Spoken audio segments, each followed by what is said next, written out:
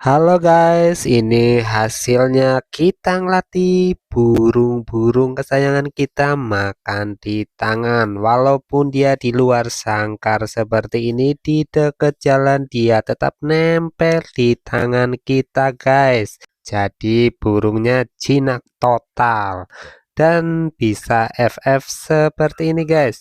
Kalau diterbangin dia dipanggil langsung datang lagi.